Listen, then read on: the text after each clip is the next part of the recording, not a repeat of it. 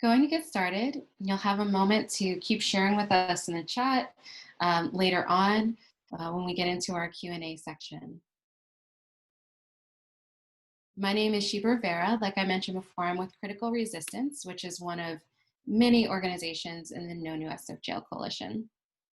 And I'm joined today by my co-host, Jose Bernal. Jose is also from the No New SF Jails Coalition and from the Ella Baker Center. Hey everyone, really happy to see everyone here and that y'all have taken time out of your evening to join us here today. So thank you so much for being here. This is going to be an exciting and informative event tonight. We encourage all of you to get comfortable, settle in, maybe get some pen, get a piece of paper, take some notes. We have some grassroots experts that are going to be dropping a lot of useful knowledge, analysis, tips, resources that we all can use. We have a few accessibility features also. The Zoom supports closed caption. You can enable that option at the bottom of your screen. You click on closed caption, show subtitles. I believe it's there. If you have any issues, we also have some text experts that are watching the chat and able to give you some help. We are providing ASL interpretation. You can just pin or watch the interpreter's video. And we are providing Spanish interpretation. Let us know in the chat if you would like to go into the Spanish room, and we will make sure that you have that access.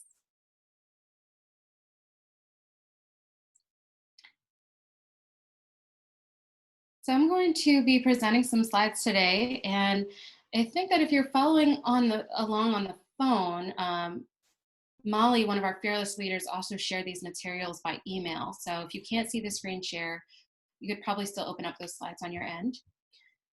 I want to start off with some grounding, some introduction to what the coalition is, and also what our Abolition in Action series is, which is this number 2 of.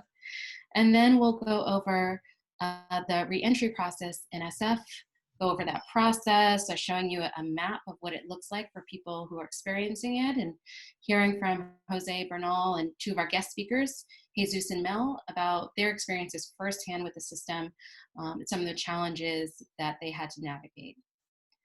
After that, we'll move into a panel. We have some service providing grassroots experts, most of whom are also systems impacted and have been locked up, and they will share their knowledge and expertise, helping us learn how we can strengthen reentry efforts as community members.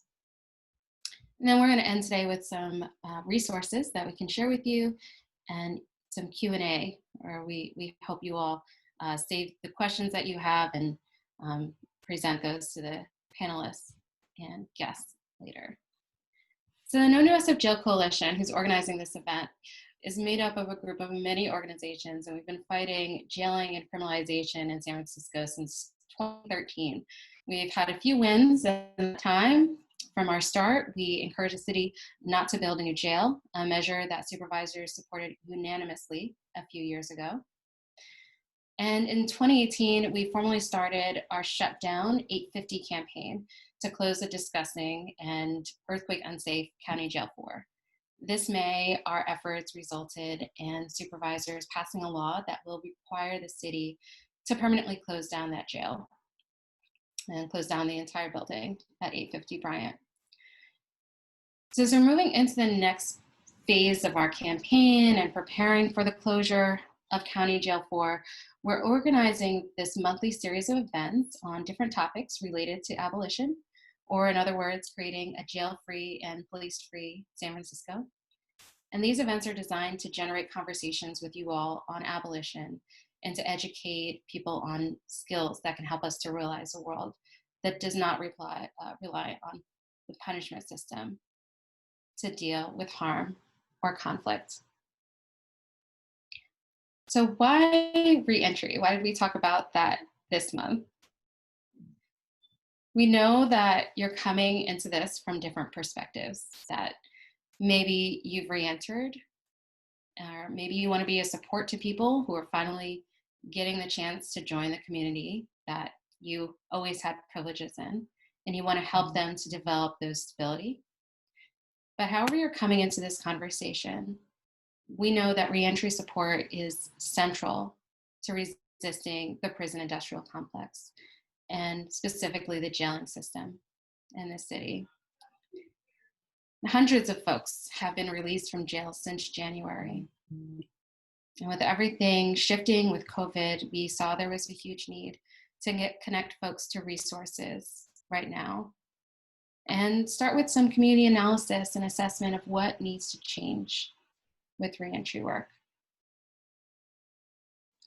So as we're building this movement, we want to prioritize not just getting people out of jail by closing jails and other strategies that we're taking on in our campaign work, but also make sure that folks have the support they need to transition and transform their lives, feel human again. And we know we have to shift our power to be able to better hold and support them. So this effort is also related to all of our focus in reducing policing and ending police violence. As we know that folks that are released from jail, they're also the most heavily policed, the most heavily surveilled and criminalized people in our communities. And in our city, reentry is managed top down. So the city, the probation department, they are part of the process. They are the primary part of the process of how newly released folks can access resources. And so they have few options for not being controlled by that system, even after they've left the cage. So we know as community members, we want to find ways to intervene, just like we do in other oppressive systems, and make sure that services are life affirming, that they don't criminalize and dehumanize folks, but help us to realize collective liberation that we're all fighting for. So already today I've mentioned the word abolition or abolitionist a few times, and I want to talk about what that means, because we know language is very important. We consider ourselves abolitionists both in our political vision, but also our organizing strategy. We organize to dismantle the jailing system, NSF, by changing the conditions, the power dynamics in the city, and then building up or amplifying solutions that come from the community to address harm and conflict and don't rely on punishment. We do that work through strategies that are targeting different parts of the jailing system and then chip away at those systems over time. So I talked about some examples of that in our wins, like defeating a multi-million-dollar new jail proposal, and now also closing 850 permanently. Now, we see that the fight against jailing is really the same struggle as the fight against policing and the fight against surveillance. So whether we're defunding the PD or ending quality of life policing, whether we're ending electronic monitoring, stopping anti-loitering ordinances like sit and lie, sweeps and raids of our neighbors and houseless encampments. We know that this fight is all linked. All of these pieces of the prison industrial complex are intertwined. And at the end of the day, we also need to uplift community-based systems of support, like those recommended or endorsed by CUAV, one of our members, Community United Against Violence. And they help people to respond to harm and conflict without involving police. You're going to see, if you go to our website, we have a 10-point platform that talks a lot about the issues that I just went over. The first 5 points are on how we can fight criminalization by dismantling jailing and policing systems. And the second 5 are about the community building that we want to see, where we want city resources to go to. Thanks, Viju, for putting that in the chat. And some of these resources that are on this page, we actually heard about by talking to residents and talking to people, especially those directly impacted. For instance, we went into San Francisco jails and asked people, what do they need in order to access healing and safety? And some things like community spaces are what came out of those conversations. If you go to our website, you'll also find many other organizing resources. You can find our flyers and platforms. If you go to campaign resources and then shut down 850, you'll also see an anti-policing statement called Stop Criminalizing Our Community. And that it has some more information on how what we talked about, policing, jail, probation, are all interlinked, and they need to be targeted and dismantled together. So if you have any other questions for us, please drop them in the chat. If you have questions about what abolition is, on what the coalition does, who's part of it, anything like that, put it into the chat. You can do it now, or you can wait until we get to the Q&A portion later today. And if we don't get to address it now, we also will have a follow-up email going out to everyone after the event that we can follow up on any lingering questions. I'm going to pass it off to Jose, just as you might be hearing an ice cream truck behind me, to talk about the re-entry process and show us what that looks like for someone who's experiencing it. Yeah, thanks so much, Shiva, for that framing and really grounding us in some of the amazing work that the coalition has been doing in terms of demands and strategies. That's no small victory at all. Like essentially shutting down an entire jail is huge, and honestly, as someone who spent time in that horrific place, I don't know that I was going to see that in my lifetime while I was there. And so it really is a huge, huge accomplishment, and a lot of more work needs to be done. And so I really want to talk now maybe a little bit more in our county jail system, and essentially what's the process from the intake to the release where you get released on 7th and Bryant. And so I'm going to share with y'all a graphic here, infographic, to show a visual map of what happens in release and the different ways that folks are released from SF jails. So I don't know if we have that up. There we go. So I think one thing we have to remember really when we look at this is understand that in San Francisco, 85% of people currently in custody are there pre-trial. And so what that means is that they haven't been convicted of anything. They're just sitting there because they're too poor to afford bail. And sadly, this isn't exclusive to San Francisco. This is every single jail that you go to, every single place, whether it's here, across the bay, or in a different state. This is, most people in jail are there pre-trial. So another thing you can see here is, when you're locked up, a lot of it has to do with how you're released, and also who you are, if you've been getting services while inside, as well as who your probation officer is, if you have one, and even which jail you've been caged in, although a lot of us are shuffled through SF's different jails, and the time of day you're released or the day of the week. All these affect your experiences of getting out, or whether or not you are supported once being released. So once you're arrested, you are booked through the intake process at CJ1, and then within 12 hours, you'll go through something called an arraignment. And this is the area where diversion is potentially considered. Not everyone can get diversion. I'll go into a little bit more of what diversion is. So depending on what happened on your arraignment, there are different diversion options that are considered. So one of them would be SF's pretrial diversion project. I'll talk to you a little bit more about that in a bit. Electric monitoring, all kinds of issues with that. I'm sure we're going to talk about that a little bit more. And collaborative courts, issues with that too, and I'm sure we're going to get into that. If not in the pretrial diversion program, you again get shuffled through a few different options.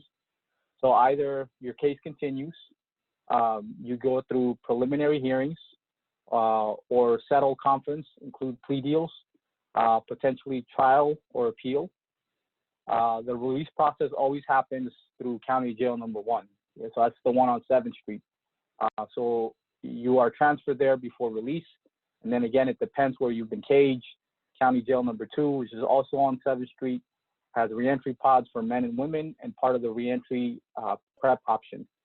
County Jail number 2 has a pod for trans and non-binary folks and a pod for acute medical and mental health needs. County Jail number 4, which is 850 Bryant, 7th floor, Hall of Justice, is all male pods. It includes the mental health wing, quote unquote. CJ number 5, which is the one out in Bruno, is also male pods. It has a veterans pod, psychiatric sheltered living unit, general population. There are also steps or possible steps of discharging planning. There's a small team within SFPDP that can help some people connect with basic needs, particularly when released between 2 p.m. and 10 p.m. SF pretrial diversion programs. So for people released through the collaborative courts, most have social work teams that support them in meeting immediate needs upon release. People can also request that jail services help reactivate Medi-Cal prior to release.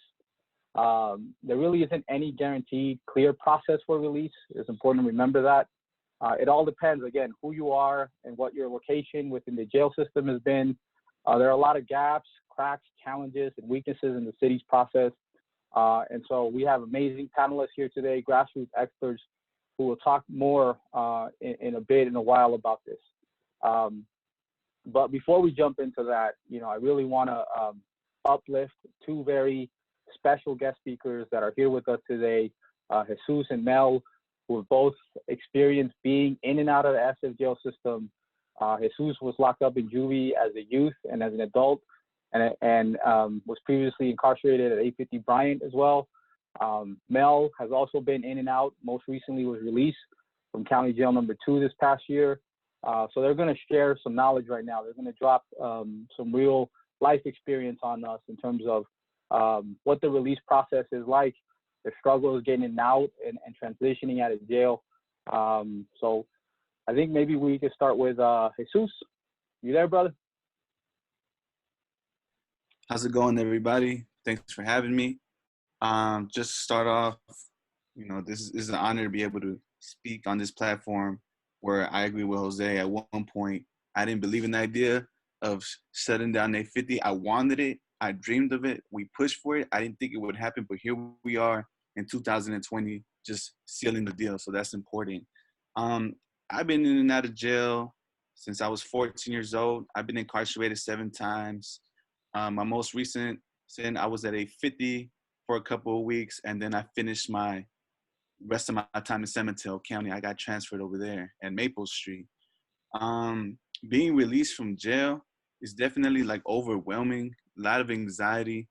It's stressful. Like, I don't want to be like around a lot of people. I kind of want to keep to my isolation. Also, it's just the anxiety is overwhelming. Like, little things that are so simple in your everyday life are just too much. And it's kind of like, it deals with your confidence. You're like, why is this too much? Like, this is some basic stuff. This is like a basic question. But when you get out, it's just a lot. You're not used to interacting. You're not used to getting sun. You're not used to really like having the same schedule. My sleep schedule was messed up. Like, they'll wake you up at 5 a.m. and then, for breakfast, and then 6 a.m. just to count you. So, you won't escape apparently. At 10 a.m. for lunch, and then I think 4 p.m. for dinner, but most of the time you just locked up inside. And, we would stay up till like 2 or 3 a.m. just to be able to sleep the whole day, just to make our time pass by, so being out, I was just really tired. I was exhausted. I would definitely get triggered. Like, for example, I was with my partner at SF State at the cafeteria.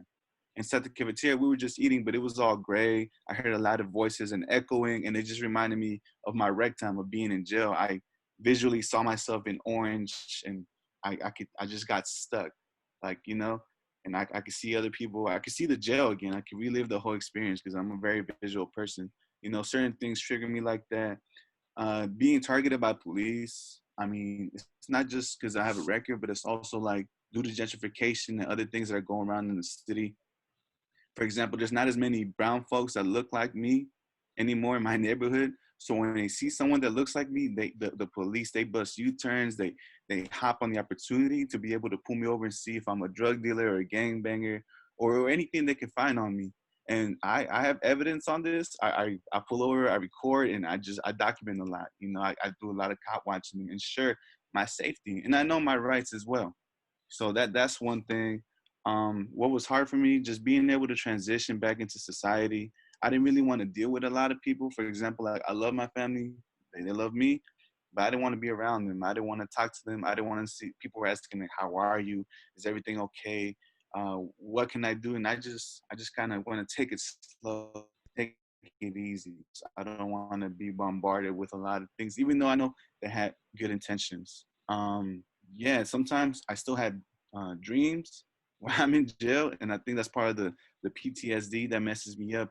Where like I'm sleeping and I'll have a dream where I'm in jail. I'm trying to make a phone call, but I can't find my wristband. Since I can't find my wristband, I can't make a call. So I'm trying to talk to the guard. The guards ignore me. I'll have lunch. Like I'll have weeks and even days and months of time that I'm dreaming. I know dreams are short periods of time, but in my dream, I'm living in there.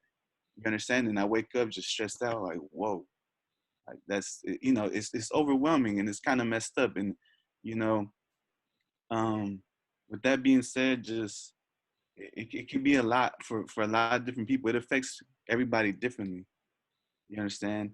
And what was helpful to me was my partner, being there for me while in there and when I got out. But not everyone has someone they could trust. So someone you could trust is definitely helpful. Someone you could talk, someone you could really like vent and let it all out. Because when you're locked up, it's not a place to be emotional. It's not a place to show vulnerability. It's none of that. So right here, I'm an energy person. I can feel people's energy. I'm pretty open and expressive with my emotions, but in there, it's like you're not saying be tough, but you just gotta, be conditioned and strong and just get through your time.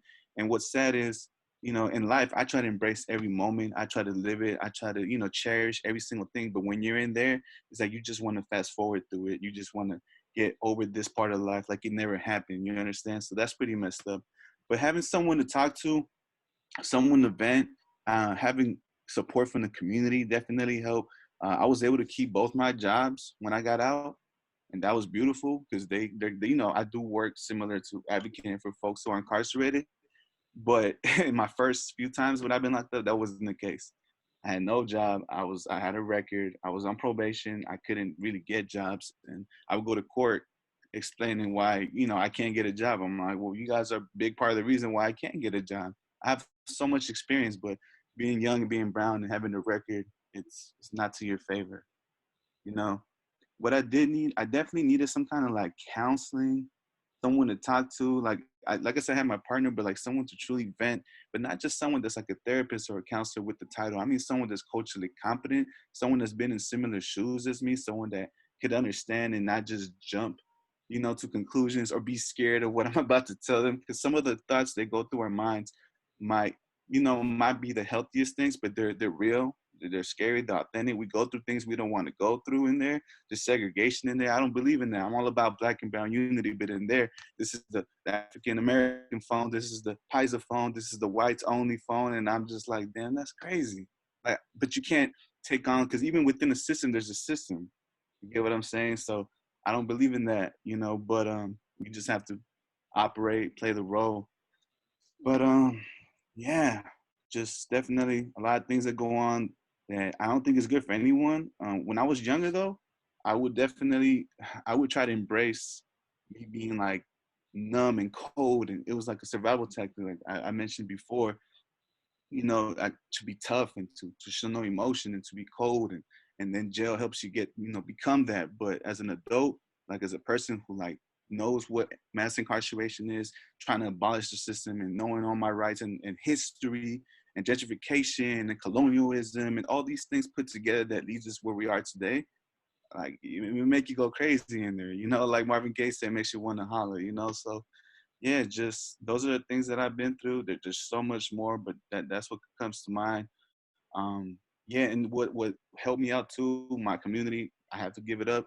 They started a GoFundMe page. My partner started one. They helped me get my car out. They helped me pay court fees. So that was beautiful to me. And the thing that makes me sad is not everyone gets there. You see, not everyone, some people, they don't get to make a phone call. They don't get any visits. They don't get commissary. They have to gamble to, make a living in there. And sometimes they don't win those gambles. So just, there's a lot of people slipping in the cracks. There's a lot of lost souls. There's a lot of resilience. There's a lot of beauty in there too. A lot of just beautiful men, powerful, educated, who just made a mistake. Or a lot of people get convicted of crimes they didn't do. You see, but yeah, man, that was my experience. I will talk a little bit more about it later, but thank you for giving me the opportunity to speak on that, guys. No, right on. That was beautiful. That was put really well. And man, I feel you on getting released, and just I remember the first week, is like I'm going to sleep and I'm thinking I'm waking up and I'm still in that cage, and I'm also gonna uplift the piece of like community, because what was the most important thing for me as well was coming home to a family, and I know a lot of folks inside, they don't got that, right, when they're coming out. And so really want to uplift that that piece about community. I want to ask Mel, who I want to thank as well for being here, but Mel, can you share with us from your experience from being released, what this transition has been like for you, what is hard, what helps you, is there anything you need? Yeah, absolutely. As well, thank you for having me on and allowing me to share my story. As I know this is not something most people would want to do. I've actually been kind of eager since my release. I have been arrested 10 times. I was incarcerated 4 times. I can say, just like Jesus had said, I'm not a very anxious person, but I will tell you, when you are about to get out, the anxiety is through the roof from the moment you find out to, you're back in that holding cell where you started. And, just those feelings in itself, it's never settling. However, when getting out, I think, it's the kind of initial feeling everybody gets, you're getting reacquainted with the moon and the sun, depending on what time you got out, feeling that fresh air and just, feeling your freedom for literally, it feels like a split second before, for me, right after that, it's like the anxiety, fear, shame, humiliation, and again, like I said, with the many times that I was arrested and being released, it's, it was different every time. Sometimes I had a friend there. Sometimes I'd have to figure it out on my own. Where am I walking to? Sometimes I would have family there. But I think, overall, it is an overwhelming feeling. The last time I was released, I lost both my jobs. I lost my home. So it was extremely different than my previous releases, as I, was always able to get to my job or be able to, continue to pay my rent and do what I needed to do. And ironically, the last time that I was incarcerated was something that I actually had no fault in whatsoever, yet due to my previous record probation, I went down. So that was extremely difficult to deal with, as before I could say, hey, I was guilty for that DUI. I was guilty for this, that, or the other. So, that was just really hard to face. I can say as well, the things that could have been helpful in my incarceration, especially with being incarcerated time and time again, was a support factor. That was major and something that is, I think, extremely crucial for anyone who is incarcerated. Not just support on the inside, but support on the outside as well. Like Jesus had said, to this day, I still have dreams sometimes of being in jail. Occasionally, like when I hear keys in a certain manner, it reminds me definitely of those keys you hear nonstop. I'd say, like, the first few months after being released and in other releases, when I hear cop sirens, when I see police, it instantly, like, again, I'm not a fearful person. I don't live in this, just negative world, regardless of all the things that I've been through. I really try to keep my spirits up and stay positive, but it is still alarming to me. And of course, with everything that we see that's happening in our world around the police, it's extremely concerning.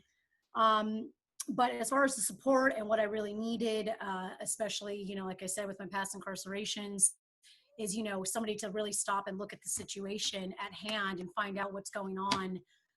Counseling, I feel, is extremely important really for all people, as we deal with things in the world. But housing would have been extremely helpful, especially with the crisis that we're dealing with. My partner currently is incarcerated at CJ4 and has been for going on 4 years. And so, we can relate a lot on the situation that happened, same place, CJ2. And, I feel that if a participatory defense would have been there in the beginning of these situations, I feel that there wouldn't be much recidivism for people going back and to really deal with their issues at hand and get them the help within their community, or, with these programs that are in place, which in my experience after going through, I feel like a full circle 2 or 3 times, it's just very limited on where, I don't know, the money is going, where the housing's at, things that really get people set up for success. But to kind of wrap it up, I do feel that, jail is certainly not benefiting anybody. I think the old idea of punishment in the system is, it's more damaging than it is helpful. And, I think that I'm all for these jails closing, reinvesting, and, reinventing the way that they respond to people and their needs, which really stem around, people's pain, I think is where it comes from. So with that being said, yes, I'm free later in this event. There's, like Jesus said, so much like really to talk about that it's, kind of just trying to keep it to the point here. But yeah, support is definitely needed in these situations. So thank you. Well, thank you so much, Mel, for sharing that. There's a lot there for sure. And one thing that I want to open up this next section. If folks have any questions for Mel or Jesus, just put them into the chat. But I had a question for both of you. I wanted to just put out there is, like the last time I went in was I got released in 2013, right? So that's been a while, and I still have trauma from it, right? And there are things that I do to heal that work for me, but what works for me ain't gonna necessarily work for everyone else. And I'm wondering, what do you see as healing right now for you, or what has worked for you, or if you found it, if you haven't found it, so maybe Jesus. Yeah. For me, abolishing police is definitely healing for me, abolishing the whole prison system, because I don't have to be targeted as much as I'm targeted currently today. Going out there in the front lines and, pushing and speaking out on these things, even though I become a target because of it, it's like I'm already a target. So let's give them a fight back. Like, we got 12 rounds. I got hit. I went to jail. I came back out. I still got more to go. I still got a lot of fight in me. So to be able to expose, the police and the prison system, and for example, like the racist text messages between the police going on in SFPD, and then the fight clubs they were having at A50 that I didn't engage or participate myself. But I mean, like, put it out there. It feels good that even though I had to go through juvenile hall and group homes and then to A50 Bryan and the rest of the crimes I didn't do, the fact that our youth and everyone after us will no longer have that won't be a thing for them. And that's beautiful and powerful to me, which is one of the main reasons that I'm here today speaking for these things, because it's important that we got to stop this cycle. We got to do everything we can. And even if we don't see it in our lifetime, like let's get as far as we can and pass the torch, educate our youth and everyone around us so they can continue the fight, because that's what it boils down to. So being surrounded by my community, I'm a photographer, so I go and document the culture and stuff. And, low riding, man, that's my thing. I like cruising too. So that's healing for me, being around real, authentic people who care, who want to see a change. Right on. Mel? Yeah, like you said, I think healing is different for everyone. I certainly can say for myself, with my life's pain, with my life's issues, that I find that, counseling is absolutely important to have someone to speak with that you can relate to. For me, I have personally found that doing more of a holistic work, something that's really getting to the root of my pain, my issues that have occurred in my life, rather than kind of this just like, let's go in, chat for an hour, and then I'll see you next week.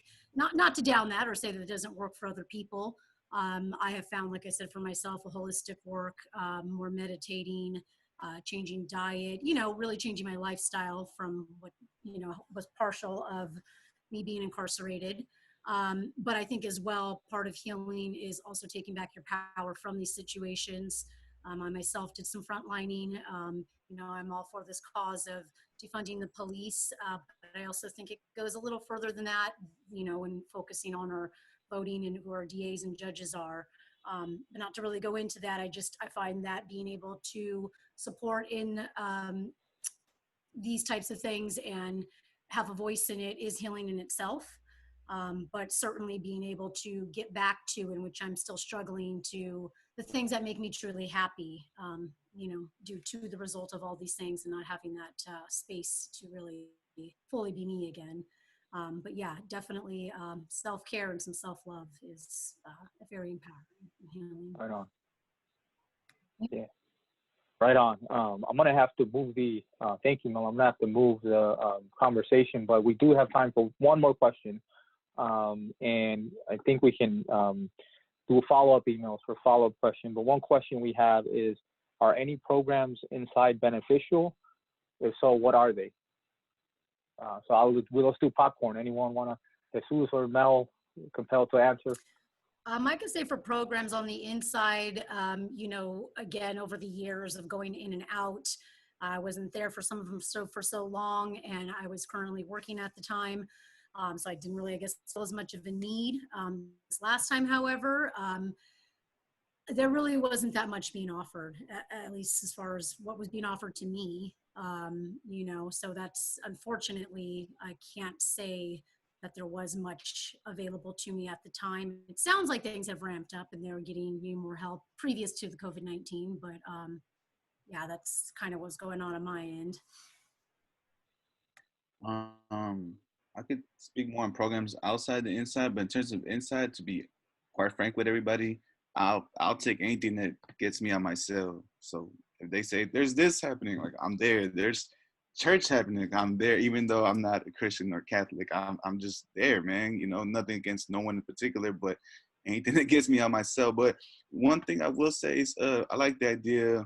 I mean, I don't like people in jail. I'd rather get them out. But Five Keys Charter School, I know a lot of young folks got their high school diploma or GED, but and also Thinking for Change is a program that I know that help people control their emotions and anger and think through situations. And I'm not sure they're available in all county jails, but I know they go and present.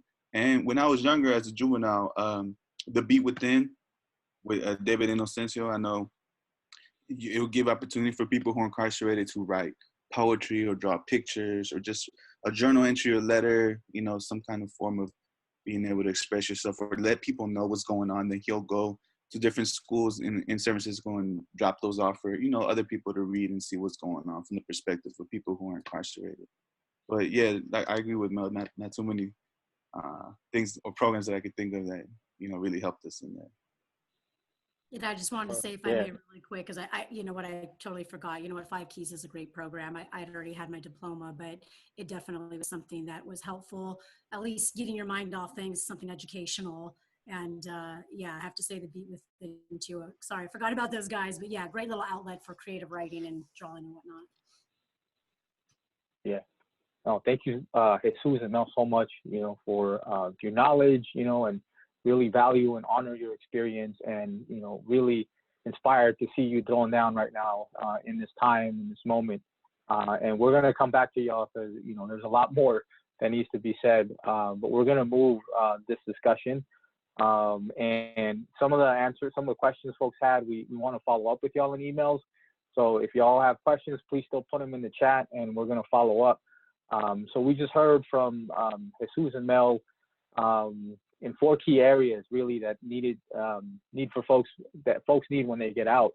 And to summarize, it'd be like housing, employment, health, and mental health, along with education and community empowerment. So now we're gonna talk to some folks who are grassroots experts and service providers with firsthand experience providing reentry in these different areas. I personally have had the honor of working with some of these folks, either directly with them or with their organization. Andrea Salinas is from Citywide, and Andrea will be speaking on health and mental health support. Julia Arroyo from Young Women's Freedom Center, great organization, mad respect for Young Women's Freedom Center. We'll be talking about education and community empowerment.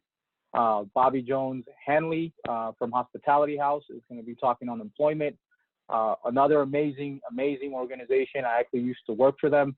I used to run the shelter program there, so I have a lot of background with them.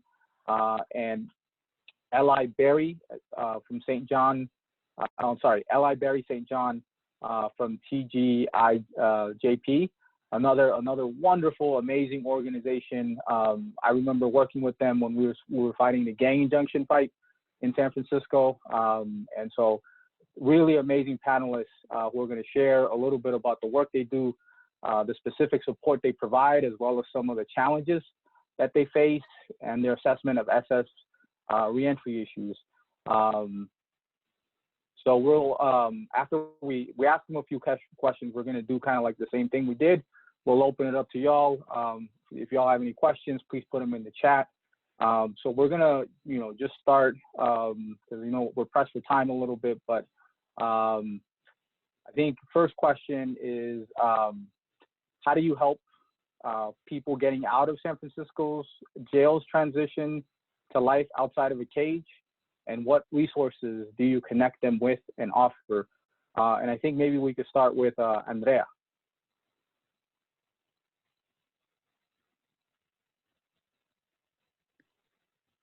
Hi, Jesus. Jose. So I have a lot to say, so I wrote it, so I'm going to read it so I can try and get through it quickly. I'm try and enunciate clearly. So I'm going to talk about our services in general at our clinic, and then try and just talk about the different programs and how folks can get into the specific programs. And then just some info about how other ways that folks can access mental health services for themselves or their loved ones. So my agency is called UCSF Citywide Focus Case Management, which is an intensive case management program. I might say ICM for short.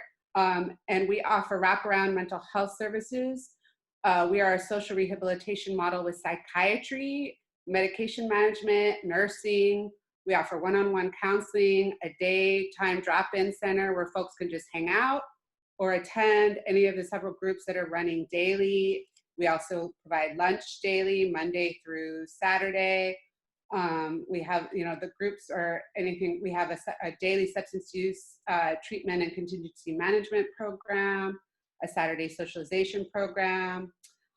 Also, our case management services, we help connect folks to everything from housing, legal support, medical care, dental, transportation. And we have an in-house vocational employment program.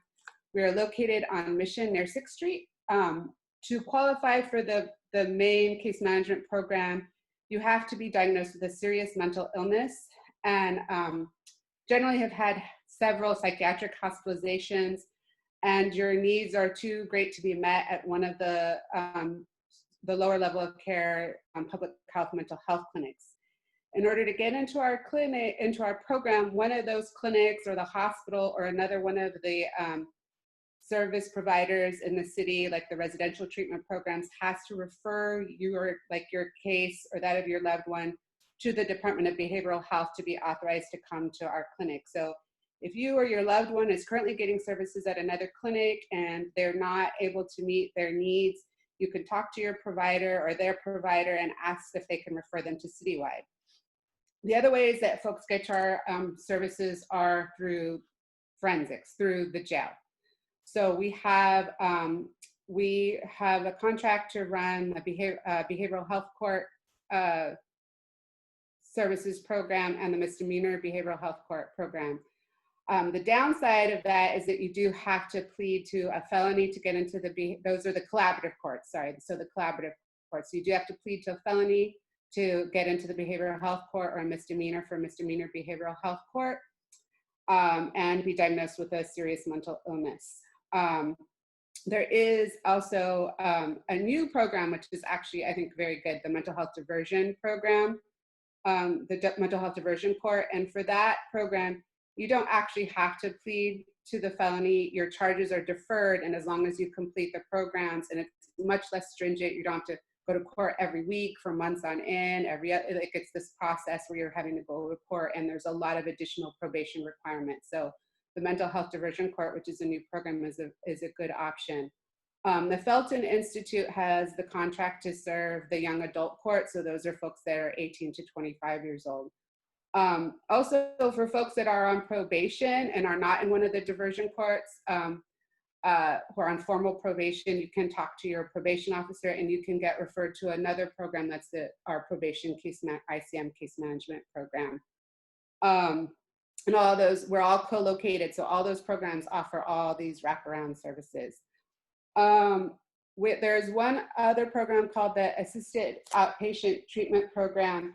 And for that program, your family services, your family can refer you to services. So the criteria is, you don't have to be involved with the courts. The criteria is that you have a mental health diagnosis, but you're not currently accessing services. And you just have had to have had one hospitalization or one arrest in the last three years, or one incident of what they call violence towards yourself or someone else in the last 2 years. So the number to call if you want to refer a loved one to that is, I can also put in the chat, is 415-255-3936. I need to wrap up. So what I'm also going to just give to folks is the mental health access line. That's a 24-hour help line where folks can call to figure out for themselves or a loved one where you might fit across all. There's so many clinics and different, care systems for mental health services, and they're supposed to help link you to services, and they should provide interim services until you're linked to mental health and case management services. And that's the mental health access line, and they're 24 hours. And that's, I'll also put it in the chat, 415-255-3737. And I'll also put Westside in the chat right now. Right on it. That's, I hope y'all were taking notes. That's a lot, man. That's a wealth of knowledge that Andrea just dropped on us right now. Want to hear from our other panelists. So the question is, how do you help people getting out of SF jails transition to life outside of the cage? What resources do you connect them with and offer? So maybe we could jump right now. The Bobby Jones Hospitality House, my old org. How's it going, everyone? Thank you, Jose and Sheba, for having us. I want to give a special thanks to the No New SF Jail Coalition, and also a really, really special thanks to Jesus and Mel for sharing their stories. Being systems impacted myself, when I heard the stories, not only did it bring up a bunch of memories, it evoked a lot of emotions that really made me remember the traumas and the things that, the lasting effects, the negative effects that happen to you after you've been in custody. For those of you who are not yet familiar with Hospitality House, we're a community-based organization which has been serving San Francisco residents for over 50 years. We provide 6 main programs and also have harm reduction therapists on site. Now, our 6 core programs consist of a community building program, a community arts program, a men's shelter, 2 self-help centers, and an employment program, which is where I work as a case manager. And it's through these 6 programs that we reach thousands of residents every year and have documented nearly 25,000 contacts with the community. Now, Jose, when you had mentioned helping people transition to life outside a cage, I believe that it all really begins with acknowledging our shared humanity. Take Hospitality House's core values, for example: community power, resiliency, dignity, mutual respect, and self-determination. When a person walks into Hospitality House, they're not seen nor judged because of their current situation or circumstances. Take me, for example. I remember when I had first got out of prison and walked into Hospitality House, I was shocked at how inviting their atmosphere was. And from that very first time that I walked in there, I knew that that was where I wanted to work. Now, as far as our employment program goes, I wanted to give you all a quick picture of what you can expect when needing a job and start working with us. When you first walk into our doors, you're going to be met by one of our peer advocates. And you'll probably notice that although we're still very professional, we have a real laid back and casual atmosphere. Our peer advocates are going to greet you and ask you a few questions to determine how we can best help you. And you can simply let them know that you're looking for employment and want to meet with the case manager. At that point, they'll probably ask you three main questions. Do you already have an ID, a social security card, and a resume? Now, if you don't have any of those things, don't worry, it's not a problem. We can still help you create your resume and get your ID and your social security card. But if you do already have those things, it definitely helps us to speed up the process. Now, after the initial exchange, they're going to connect you with me or one of our other case managers. And that's when we're really going to get things started. Like every other organization, we're going to go through our initial paperwork, but this only takes about 20 to 30 minutes.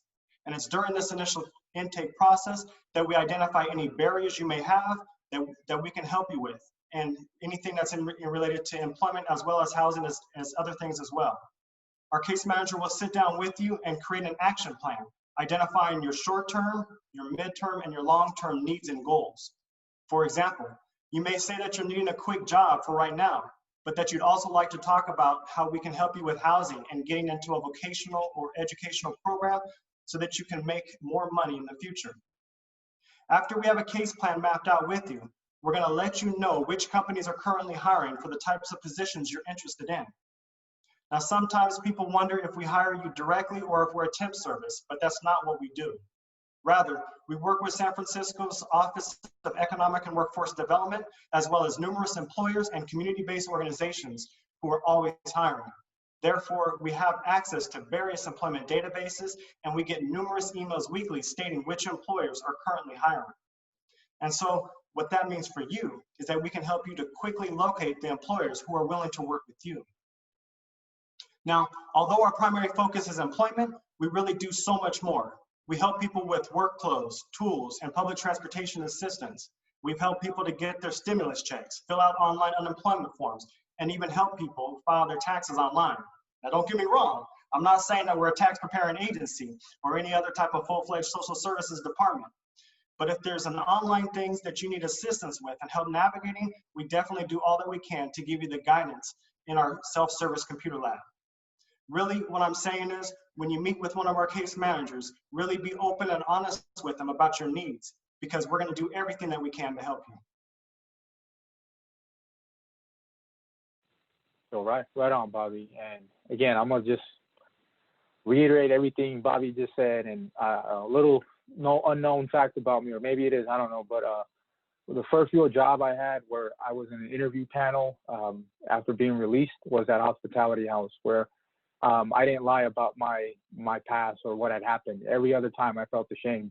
And Hospitality House was the first organization where I sat down in an interview panel and was fully honest, and folks there welcomed me with open arms.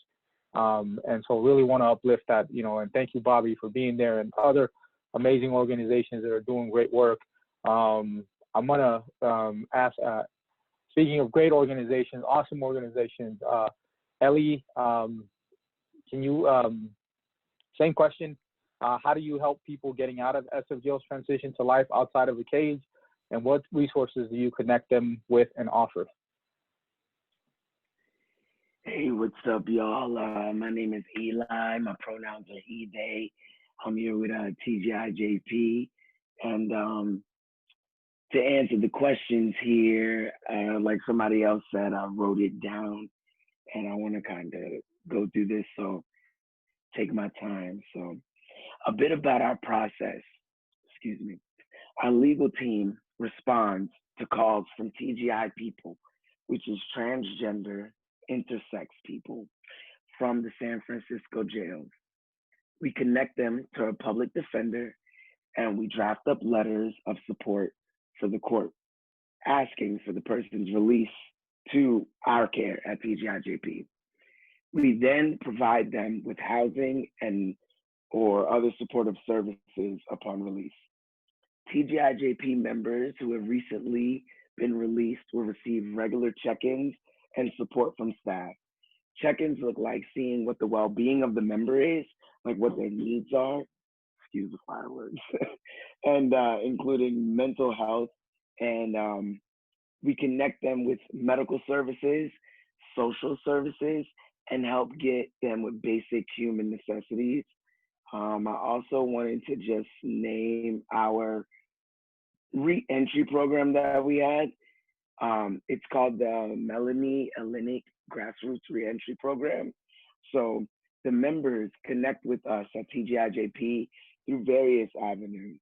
And sometimes we're able to stop the harms that are impacting our community before formal criminalization, policing, or actual incarceration. However, we hear from community, like once it already started, you know, we gotta help them. So the first thing when people come out is we wanna give them stabilization, right? You wanna give basic life needs. That includes medical, mental health, that includes housing, that includes dealing with any type of government assistance, SSI, disability. Pretty much the approach is goal of abolition and safety, harm reduction strategy, and a family style culture, right? Then that flows into community peer relationship development. That goes into employment preparation and skill set development. So there's a bit of a self-evaluation because as the people that are formerly incarcerated already spoke, you know what you need for yourself. So we take that into mind when we do this process. Then there's skill building, and then there's a mentorship because people need, you know, guidance. We do tech and computer training to make sure we meet people where they are in their literacy. We also provide programs for self-esteem, political education, because the reason that a lot of you all are here that are formerly incarcerated is because you're politically educated.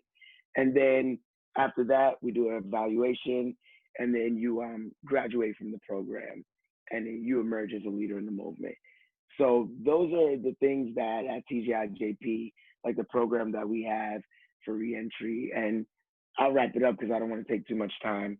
It's just very basic of providing people with tools to set them up to win. And that's exactly when you look for a possibility model and you think of a world without jails and prison, and you think of what it means for people who are coming out to be incorporated into this world, we think about what you need to get the basics done. And that's what TGIJP provides. Yo, right on, Eli. Thank you so much for sharing that. And man, I can't. You said it, you know, like the tools that you need, you know, like, and setting people up with that is crucial. Julia, same question. How do you help getting people out of SF jail transitions to life outside of the cage? And what resources do you connect them with and offer?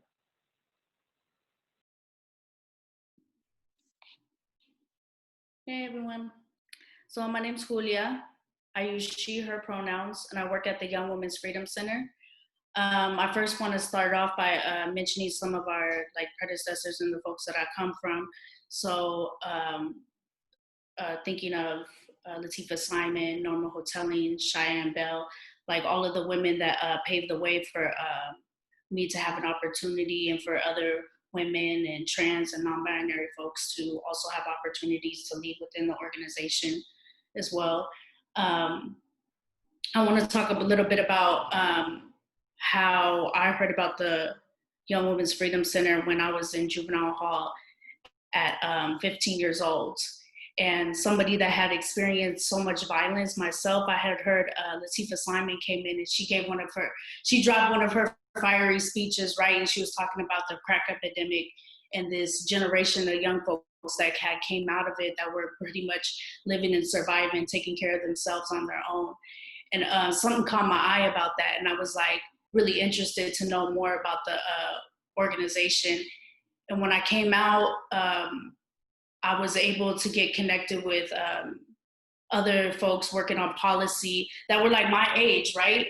They were writing this book, it's called No Justice. And so they were talking about what to say to a lawyer, what to say to a public defender, what not to say. they were talking about my rights and things like that, and where some folks had questioned like my resistance of like when I would question how the system worked and like this don't seem right, you know, where folks would be that they were labeling me as defiant. They were labeling it as, you know, actually, you know, that's the right thing to do is when you're asking questions and being curious about how these systems operate and work. And so when I came out, I ended up getting a leadership opportunity, but I did go to jail as an adult. And so when I went into the jail as an adult, I found myself somebody that still was healing from a lot of different things, experiencing a lot of violence, coming out of so many systems, foster care, gentrification. My first apartment that I got, I was evicted and put out and hustling and just surviving to take care of myself. And I found myself inside of 850 Bryant. And the reason why I'm saying this is because, you know, it took a lot of folks in the community. Like it wasn't just one program that I could say came in there and pulled me out. It was a collective effort between many organizations. And I feel like that's something that I definitely experienced from the Young Women's Freedom Center is finding out that to build a community for myself. We're a leadership and advocacy organization. We're not a service-based organization. So a lot of times when people come through, they're like, what do y'all do? Like, what do y'all really do? We do a little bit of policy work. We do some reentry circles that are run also by formerly incarcerated folks that have navigated the system themselves.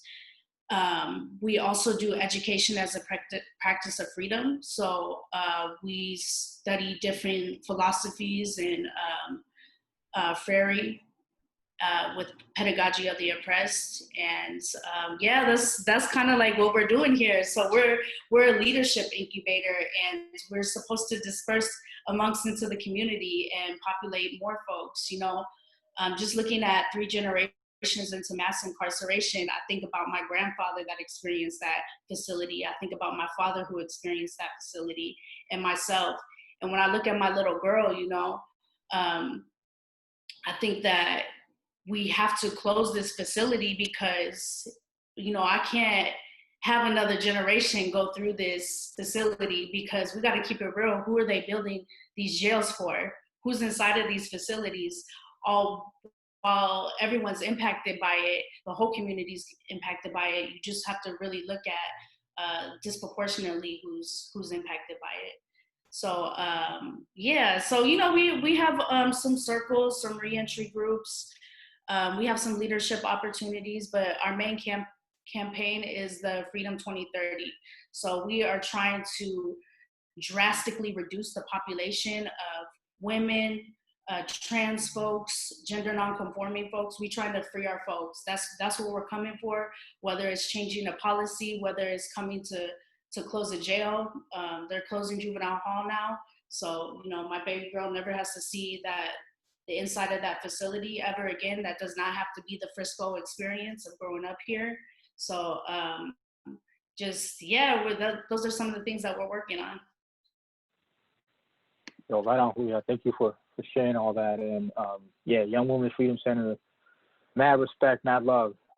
Really have always been doing amazing things, still do.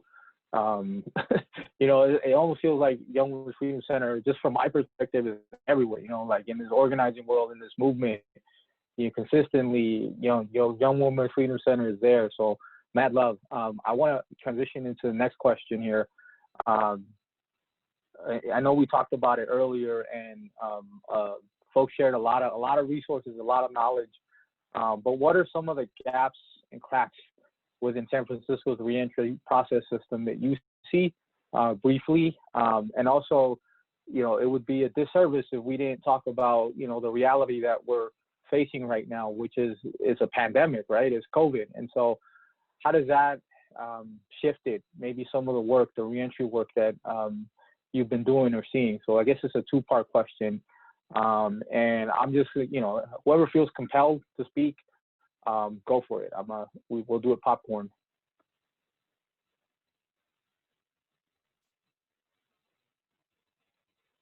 All right, I'll start with this question, Jose.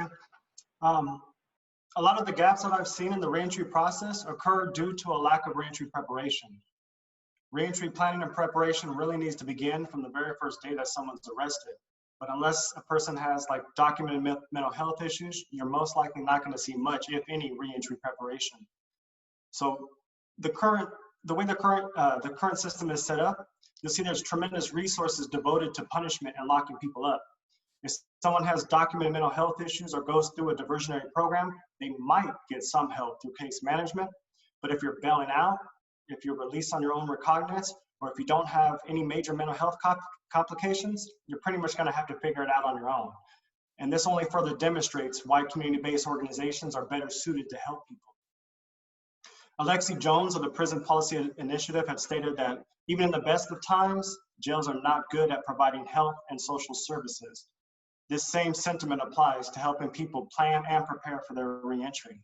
But now when it comes to the reentry gaps in relation to employment, as a case manager, I've seen several people coming out of the jails lacking the skills and education necessary to find and sustain employment. And with COVID-19, this is even more true. With this pandemic, virtually every employer is requiring job seekers to have both computer literacy and access to a computer. And with the exception of Hospitality House, virtually every other organization with computer access for the public has been shut down. This pandemic has definitely made reentry work more difficult for everyone, and we've all had to make shifts and modifications due to social distancing. For example, before COVID, we would host job fairs throughout the year, and we would also have 2 to 3 employers come into our office each week so that they can do what we call employer spotlights. These are basically mini job fairs where just one employer would meet with our job seekers in order to present the current positions they were looking to fill. Now, although we're not currently hosting these employer spotlights in person, we're still having them weekly so that our job seekers can speak with employers and find out more information about them and their company. So yes, Jose, this pandemic has definitely made us all have to adjust, in certain ways. I mean, this Zoom meeting is a prime example of that. But whether you're willing to work with or wanting to work with us virtually or in person, we're still here to help you, and we'll help you with the computer access and literacy. Right on.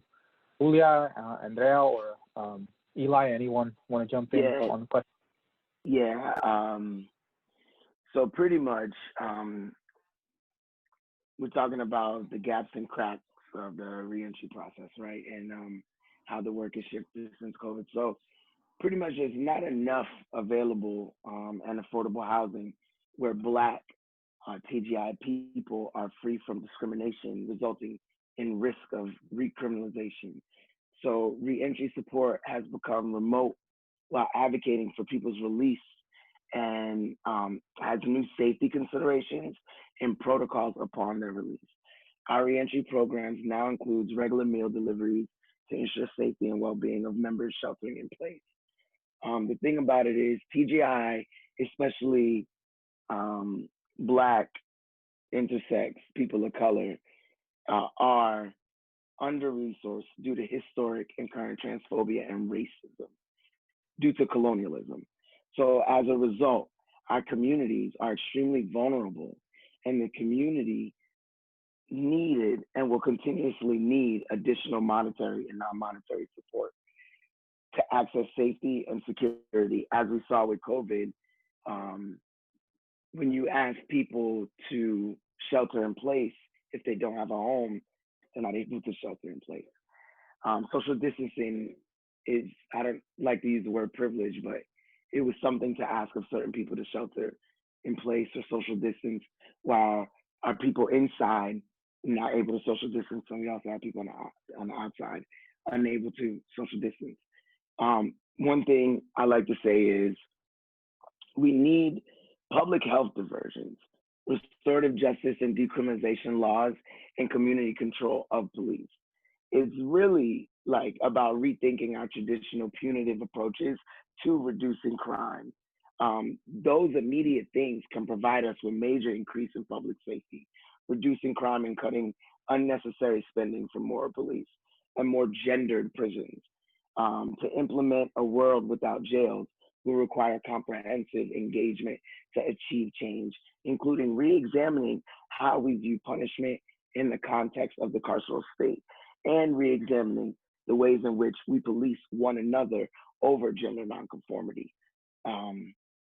Yeah, pretty much with COVID, it has exacerbated the work we had to do and drastically shifted the work we had to do into realizing that a part of abolition is housing.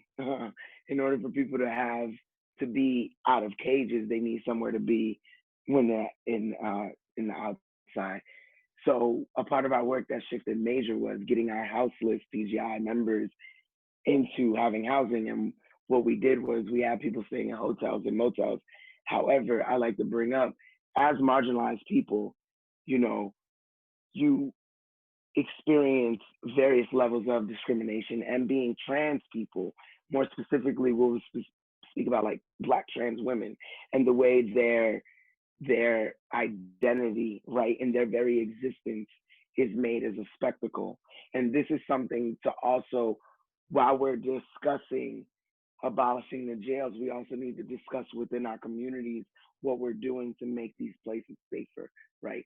As we get rid of jails, how are we also protecting people in our community from the dangers within community that cause them to be criminalized? And yeah. I want to piggyback on Eli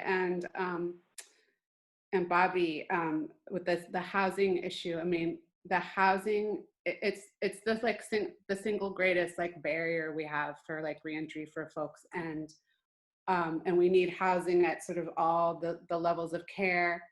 And what I would really want to reiterate is that also that we take it out of like what the reentry housing is essentially under the adult probation department. So you have to have pled, you have to be on probation, all this stuff, you can't bail out, you can't, try and fight, if you're incarcerated, but you manage to get your charges dropped, then you're not eligible for anything, even though you might have been in jail for weeks, right, and lost your housing. So it needs to come out from under APD. But also we need to start building housing that isn't right in the TL. Like if people are trying to stay out of trouble, like why is all that housing in the TL or in the SOMA, Also to have like options, like Eli was saying, that are safe for gender nonconforming folks and for women. I supervise the LGBTQ team at my clinic, and our trans women have gotten harassed, physically attacked, like all number of things in this building. And it's just, there's not safe housing for them. It's really infuriating. I think also we need to also, I support harm reduction, but there should be at least one building that's clean and sober, because how also are, if folks are trying really hard, but it's impossible when anytime you're walking through your building, people are trying to get you to, those folks are targets. Like the folks who are like gotten clean are like super targets for folks that are selling in their building. I think also we need other options for residential programs that aren't, transitional programs that aren't just for folks who are severely mentally ill, like New Way of Life. And also with the huge thing that we're seeing now with COVID is that our overdose deaths have tripled or quadrupled in the last 3 months, like literally. Because all the folks where folks have been going for the support, like Hospitality House, the foundation, there's a ton of really great places besides our spot where folks go during the day for some social support. Like there's nothing around, everybody's closed. And so folks are really lonely and isolated. And so our overdose, we've had so many clients die. Like, it's like, we're now lucky if we have a week when we don't have a client die at the clinic. So that's been really, really hard. It's also really hard because housing, like the placements have really slowed down for permanent placements. And so folks are getting extensions wherever they were placed, which was good, but that means no one there's less places for folks that are coming out of the jail or hospital to go to because the spaces aren't freeing up. So that's been rough. Yeah. Thank you for sharing all that, Andrea. And some of that is just really hard to hear, but it's the reality that we're experiencing. Julia, did you have anything you wanted to add to the question? I think most of it was already said, but definitely with the housing and the constant, police harassment for that is just patrolling poverty. Like that's basically what they're doing, is trying to keep folks confined, which is really tough when it's your loved ones. Like I think particularly folks that are impacted on a level where it's everybody you kind of know and you grew up with, or you're related somehow. So I think that definitely with law enforcement is not making it easier. It seems like the resources are being funneled in a way that is actually away from the real solutions that we need for our community. And so I think that it's going to take all of our collective efforts to get us there. But definitely housing. During COVID, we had to open up this emergency hotel, which is, almost at full capacity immediately. So, and it's only a very, very temporary solution for folks. And so we're doing that, and then we're still doing everything via Zoom, and trying to get those particularly marginalized communities the resources that they need, stuff that people just aren't, when you get out and it's the middle of the night, you don't even have a phone to call somebody, so just getting somebody a phone or whatever they need. So Thank you, Julia. I really want to just give a lot of kudos and thank you to folks that are doing this work. Abolition has a lot of places where folks are needed, and providing direct service, as someone who used to work in direct service, it's hard work. It really is, and much respect and admiration for folks who are here today, amazing panelists and grassroots experts doing this work. And I'm hearing a lot of themes that we know already, right? That are consistent in terms of the gaps and challenges that are clearly the work that needs to be done. In a city that uses this top-down approach and it doesn't actually meet people's needs. Housing is consistently, we keep hearing a huge crack. And so I'm going to invite Jesus and Mel, if y'all could jump back into this and see if y'all have thoughts on this.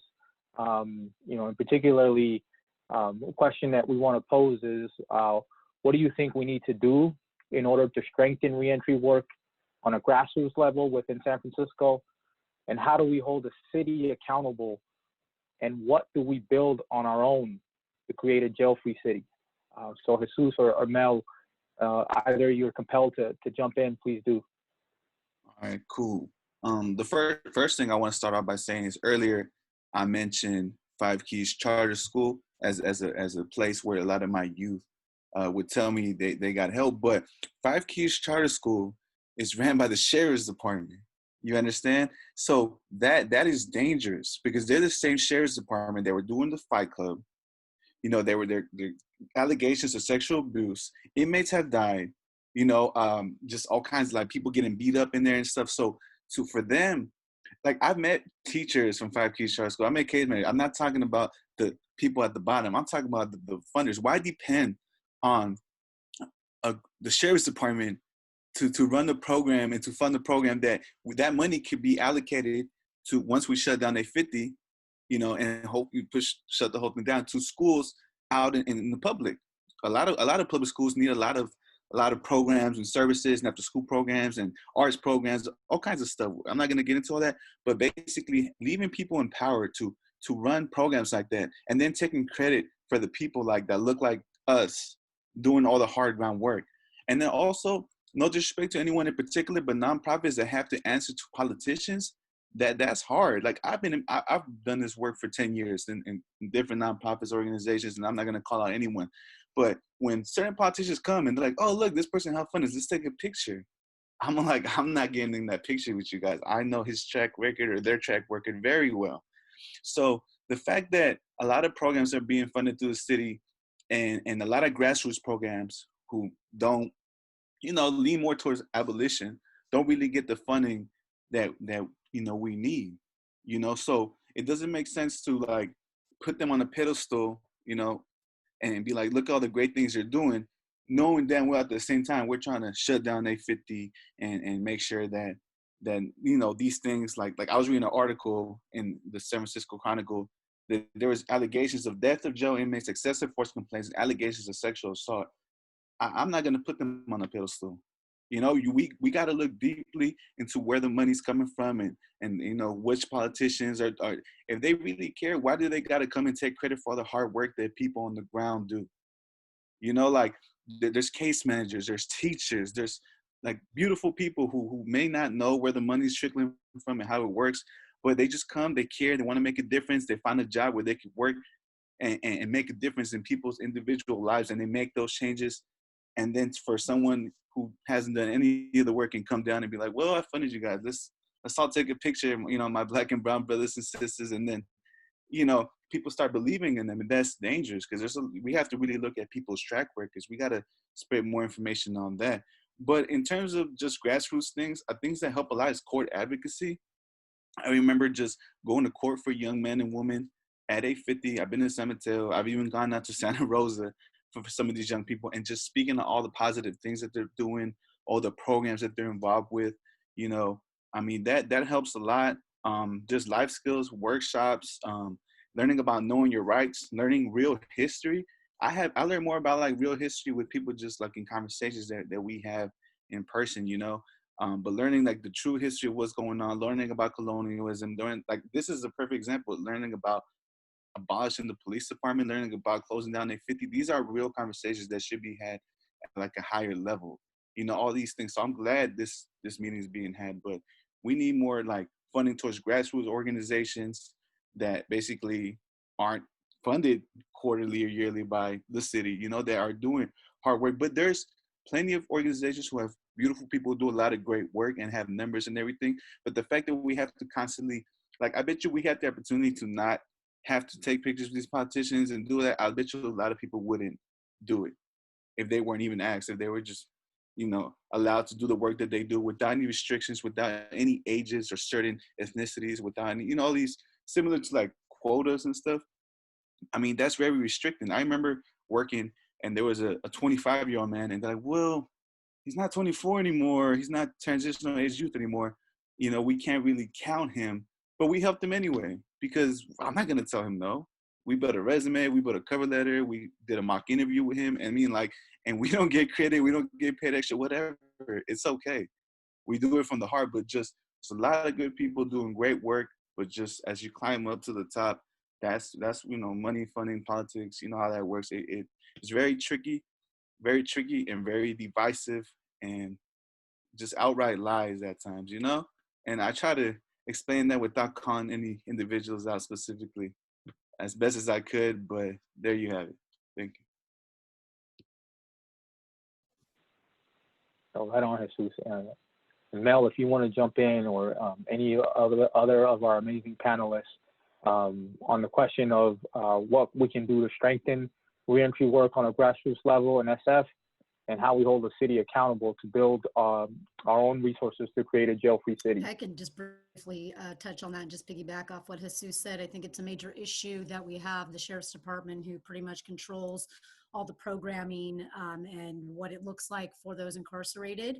And I don't really see too much of their hands in so much as re-entry or any other thing that they're providing. So for me, I think it always goes back to money. The city has so much money, but what is the city actually doing to help those who were not only already here for the most part, as a lot of people have moved out, but as well, what their idea of help. A county is obviously different than prison.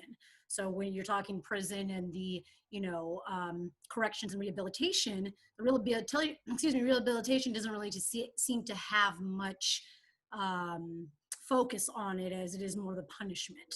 So in county, as you know, we're in this like waiting period to find out what's going to happen. The resources are certainly more limited. I know San Francisco is different from some other counties. So the Five Keys program, I feel like, is one of their strongest education, as it is, you know, a very powerful tool. So I think, you know, it's a difficult question to answer because I feel like it kind of splits in two ways. Is like, so do you help people within county and spend resources on that, or do we just look at completely investing the resources into programs and, you know, other types of help that would be more beneficial than just, you know, again, spending more money in the county rather than like, let's close the jails and refocus, you know, what help truly needs to be. And I can't help but like kind of just stress enough, and I'll leave it at this, is that, you know, we're all put in situations in our lives, you know, not always due to something that we had choices over. And, you know, as young children, sometimes, you know, you shouldn't have to worry about certain things. And when they're completely out of your control, now are stuck in the system because of one thing that happened that snowballed into something else. So I really just feel like if resources were more individualized and looked at the root issue of someone's life rather than just kind of like picking up in this system, and again, not downing programs. I know everybody has some passion and compassion to want to help individuals, whether you've been through this experience or not. So really just, you know, getting down to that root. And I think, like I said, education is one of them, but I really strongly feel that healing is really the source of fixing the situation. Yeah, if I could just speak to some of the things I'm hearing from Mel and Jesus, especially, that I think are important for a lot of our attendees to hear. I know a lot of you said that you have loved ones that are either inside or have been released, and you're thinking about how can I be a support to them. What I'm hearing from Jesus and from Mel, and what I know from my experience, is that it can feel very dehumanizing coming out of the system, being told that you're integrating back into society that may have always felt like it had didn't value you, or it was pushing you away. And it's just important to see things from that perspective, to feel empathy for that, and to understand that people need self-determination. They need their basic needs met. They need time for reflection. They need money. They need resources to be able to do that work. And even Jesus had said, sometimes I needed to be by myself. I needed a break. And so I think, you know, hearing from you all what that felt like, for people to be able to put themselves into those shoes, is really important. You know, where everyone in the community can find a way to be able to help people to get that space and those resources that they need when they're coming back. Again, this is Eli, he, they. I guess so.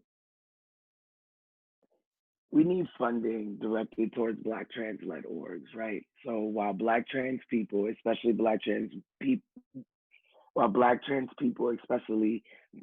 women, will be denied access to programs not led by Black trans folks, Black trans-led orgs like TGIJP will take care of everyone. So while we center Black trans people, there's members that are of all, you know, different races here. We need to build strong systems of care that are led by folks who are system impacted, who are Black, who are transgender, gender variant, intersex, gender nonconforming.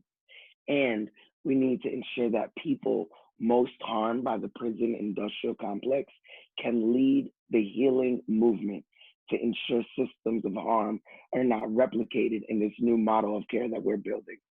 One thing that I did want to bring up is, it's more of a question than it is an answer to this. While we're talking about defunding the police, one thing as Black trans people we talk about in our circles as learning abolitionists is we take away their money, right? Which is one part of it, very important part of it. We take away their money, and we do not take away their rage. We do not take away the power that is within everything that comes. So it's kind of like taking a step forward. What do we need to strengthen what we need is solidarity across. What we need is for organizations that to push themselves the boundary. Transgender, intersex, gender variant people are marginalized people. Black trans women face a lot of harm at the hands of community that we then advocate for them to be free. So what does it mean for us to push ourselves a little further in our political education, as people have brought up? And how do we hold the city accountable for what we build on our own?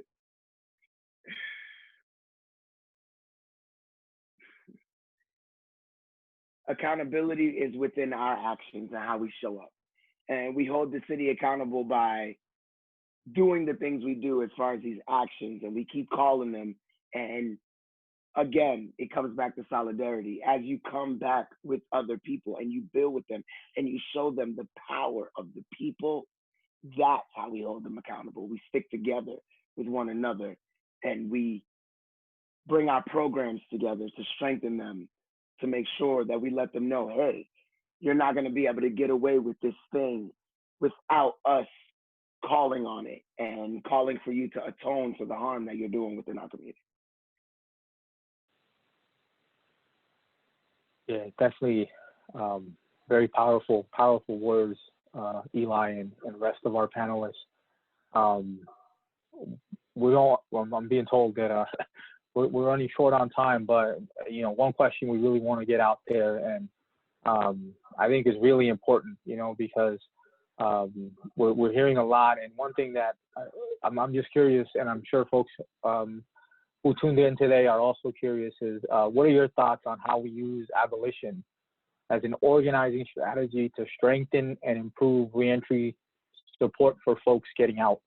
And I don't know, maybe one or two folks who want to, this is a big question. So anyone feel compelled, please jump in. I do. I'm gonna just go real quick. Oh, go ahead, Andrea. Go ahead. I want to talk about this real quick, and specifically also what's something that I'm seeing on the chat a lot is about, looking critically at some of these programs, like behavioral health court and misdemeanor behavioral health court, which does create, these things were created as supposed alternatives, but in my view, they make it impossible for our folks to get through probation. It creates a whole slew of new probation requirements for folks. People are given this promise of that when you graduate, then your charges are going to get reduced from felonies to misdemeanors. But at the last stats I saw, like for 2016, 2017, only 22% of people actually graduated. So only that amount of people actually get even that chance. And it does, the social workers in that program are actually reporting to the court. And they'll even suggest to the judge that their clients get remanded. So then those clients end up spending a lot more time in jail. I mean, these systems aren't really alternatives. So we do need to be very critical of these systems that call themselves alternatives, because they're not. So I think that's one way that we should strengthen reentry support for clients, for people in our community. I also think that when we're trying to build, there's things like community land trust. So if we're able to get a hold of land for programs, that we think about things like community land trusts that are then building equity for then other, to have agencies like Young Women's Freedom Center and TGIJP and Hospitality House to be able to get land to have their own programs that are alternatives. And so how do we do that so that we're building up possibilities for future, for other agencies and entities to get programs that are alternatives by building community equity? I think, Bobby, you wanted to jump in. Go ahead. Yeah, thank you, Jose. I've won both the last question and this one. Really, it all starts with envisioning every community-based organization across the city as an incubator of grassroots leadership, right? And that was something that Julia had talked about earlier. We're talking about collaborating with tens of thousands of residents. We want to invest more money into resources, into peer-based models to build organizing capacity in direct service organizations. And then really like 5 quick points, bullet points, kind of ties both the last question as well as this one of what we need to do to really strengthen reentry work on the grassroots level is first, I'd say that we need to fully commit to restorative justice as the anchor of San Francisco's reentry system and divest city funds and resources away from for-profit reentry services. Secondly, we need to continue to invest in peer-led models that lift up the Hi, Bobby. Sorry, could you read a little more slowly? Yeah. Secondly, we need to continue to invest in peer-led models that lift up the capacity of former justice-involved community residents so that they can assume active leadership roles in grassroots organizations. Third, we need to create ways and opportunities for those voices to be heard by elected leaders and policymakers. And we can do this by having trainings for reentry folks so that they can build up their public speaking skills, learn research skills, and effectively share their unique testimonies. Fourth, we really need to push more allies in the human services field to not only embrace organizing as a part of their mission, but to also allocate agency resources towards it. And lastly, we need to start having more roundtable teach-ins with allied or potential allied organizations. It's things like this No New SF Jail Coalition webinar that we're having today, and bringing the different organizations together to collaborate with one another. I mean, it's the old saying of it takes a village. You know, I continuously tell, you know, our participants, you know, work with every agency you can. I have people who are with TGIJP who are being housed, and they're not, you know, like Eli mentioned, they're not even transgender. You know, I have people that are working with different organizations, like Jesus had mentioned earlier, that, you know, if we can help somebody, we're going to do what we can regardless. And so really it's just that village mentality. We got to come together, and we really got to advocate and push for things like funds in the budget.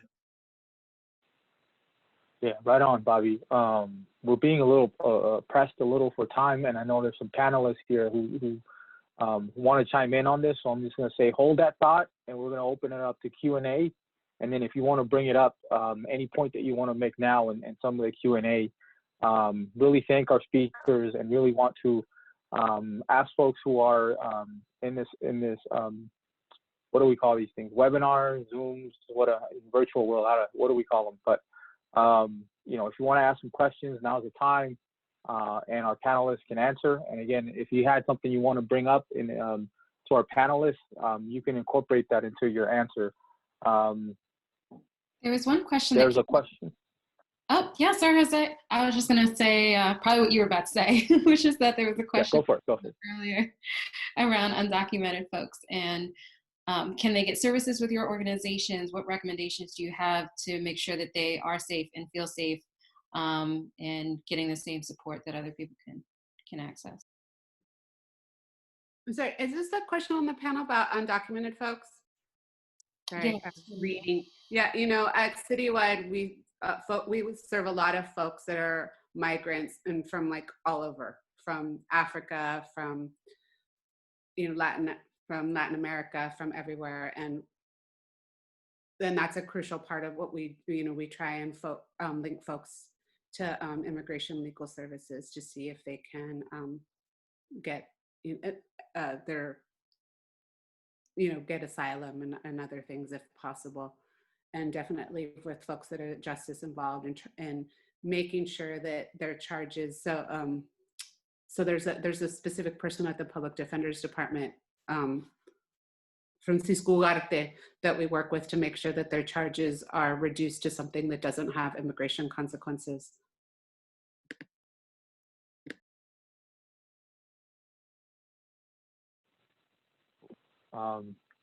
Any other questions, folks? Now is the time.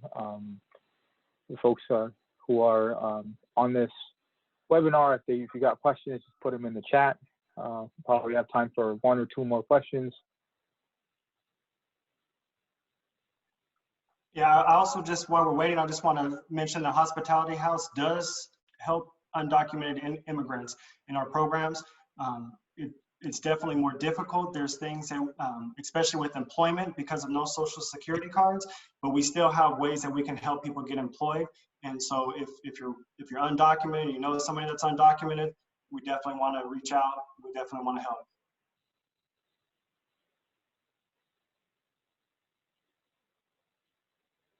Cool. And if you're maybe you think of a question later that you want to ask our panelists. I mean, there's a wealth of knowledge here, really some grassroots folks doing amazing work. I'm sure you can email that to us, and then we'll try to get back to you. But really want to open it up right now for Q&A before we move on. If folks have anything on there they'd like to add.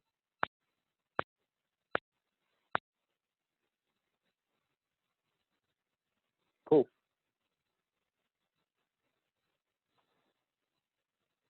Oh, one second. Sorry, I just saw. Oh, shit. Abolition has an organizing strategy. Shame on me. Something I wanted to bring into the room. I don't know if any of you have seen. Again, this is Eli. They. I don't know if any of you have seen. There's something going around called 8toabolition.com, and there's a team of 10 abolitionists. I'm one of them. And we put together this dope little like resource, and you literally could just type in 8toabolition.com. And it was actually a response to 8 Can't Wait, which is very dangerous. And just to read out the points real quick, and please go to the website, use the resources. We have been on podcasts. We have written, so much work has gone out, and please use this, build on it, critique us. I'm sharing this with y'all because I want critique. So 8 parts, right? 8 to abolition: defund the police, demilitarize communities, remove police from schools, free people from prisons and jails, repeal laws that criminalize survival, invest in community self-governance, provide safe housing for everyone, invest in care, not cops. So, of course, my opinion is biased. I would like to think that the 8 to abolition points very nicely sums up a lot of what we spoke about today. And I would challenge people to look at that. And that is also a way to do abolition beyond the binary, because that's what we want. So I thank y'all. It was an honor to be here with y'all, and I appreciate y'all for letting me be in this space. Yo, right on. Really appreciate all our panelists, and Eli, man, I'm so glad y'all put that together. Really, I am. And I think we can include that. Oh, there it is in the chat. Check it out. Really want to thank all our folks here who are part of our panel. A lot of wealth, a lot of knowledge, a lot of experience. You know, y'all are really leading some amazing work, doing some amazing things. And we're all really honored and privileged to have y'all here as speakers. I want to invite, and I'm sorry if I mispronounce your name, Brenna Alexander, who is an organizer, you know, with the No New Jails SF, and also another social worker, and will be presenting on new resources to feature in the No New SF Jail website that y'all can use and share. Hi everyone, I'm Brenna Alexander. I just want to echo Jose's gratitude for everybody on this panel. It's such an honor to be in dialogue with everyone and working with you all. So as Jose mentioned, I'm a social worker in San Francisco. I'm also on the planning committee for this event. And I helped the planning group put together a resource guide that you can use on our website. I want to spend a few minutes showing you all how to find it on our site and how to use it to see if you have any questions, which you can put in the chat. Then we'll wrap up the event together with some closing announcements.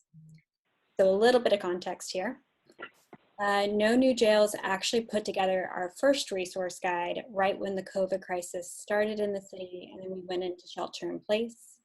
We created a bilingual guide that is posted outside of CJ1 at 7th and Bryant because hundreds of people were being released into a COVID conditioned San Francisco, and so many places had been closed. When the guide, that guide is accessible on our website too, but mostly it addresses people's immediate needs upon release. The second guide that we made for this event compiles some recommended organizations and agencies that also provide some short-term assistance and also some longer-term support as well. I'm going to go ahead and share my screen. and show you all what it looks like. All right, so you should all be seeing the guide, hopefully. So first thing you're gonna do is type in nonewsfjails.org. That's the website at the top, and then go to our menu here and go down to reentry support. So on this first page, you can see our staying smart while accessing service tips. We recommend that you all think critically about the best ways to access what you need, while also keeping in mind some of the ways that service providers participate in our court or legal systems. We also have some advice for people on this first page of how to use how to stay smart while getting what you need. If you go down to the bottom of the page here, you can see the different categories of resources that you can find. If you want to find places that distribute Narcan, for instance, you can go to our harm reduction supplies list here, just to give you a brief preview of what we have listed. Then, if you want to go back to the Staying Smart tips, you can click this link. And if you want to go back to the reentry resources, you can click over here. If you were interested in looking for resources around shelter or housing, you can click on that tab. And just to make a note, this guide definitely reflects a lot of the cracks that our panelists discussed here. So you'll see that we're pretty limited on actual housing resources. The one thing I did want to point out is that you can make sure to review the information here on coordinated entry if you're looking for permanent housing in San Francisco. I do recommend that everybody reads that. All right. So I just want to let you know that one reason that we're putting together this guide on our website instead of a downloadable document, which we're also working on, is because it's a little easier to read through and click without getting overwhelmed, hopefully. Another reason is because this way we can keep updating the resources and information as things change, which is super important because COVID is constantly shifting things in the city right now. Just gonna scroll back up to the top for us. So we advise checking back regularly for changes in resources. You can also contact us to help update the guide and or change the information on here by emailing our outreach team at nonewsfjail.outreach@gmail.com or by going to our contacts page and completing the online form. You can find that here on our Take Action tab. There's that form at the bottom. Great. So I'm gonna actually go ahead and switch us back to our slides so that we can wrap up tonight. Give me one sec. Perfect. All right. So there are lots of ways to get involved in the movement right now and with No New SF Jail Coalition. If you want to join the coalition, we have a new member orientation coming up on July 11th on Zoom. You can email our outreach team or sign up on the website on the Take Action tab or contact pages. Definitely use the resource guide on our site as well.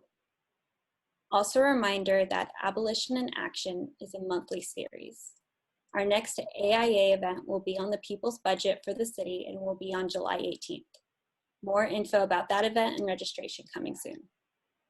We are also continuing to work with folks who have been locked up to share their own stories or a loved one's story of surveilling and policing. If you're interested in sharing your story like Jesus and Mel did today, or potentially making a video like Jesus did, which went out our past week to advertise this event, contact our outreach team by email and we'll connect you with media. We'll also be sending a follow-up email at the end of this week with the recordings of the event, more responses to your questions, and a feedback form. Because AIA is a monthly series, we would really love your feedback to help make sure these events are more useful to you and our communities in the city. So please look for that email on Thursday or Friday. And that concludes our event for tonight, everyone. Thank you so much for coming and take good care.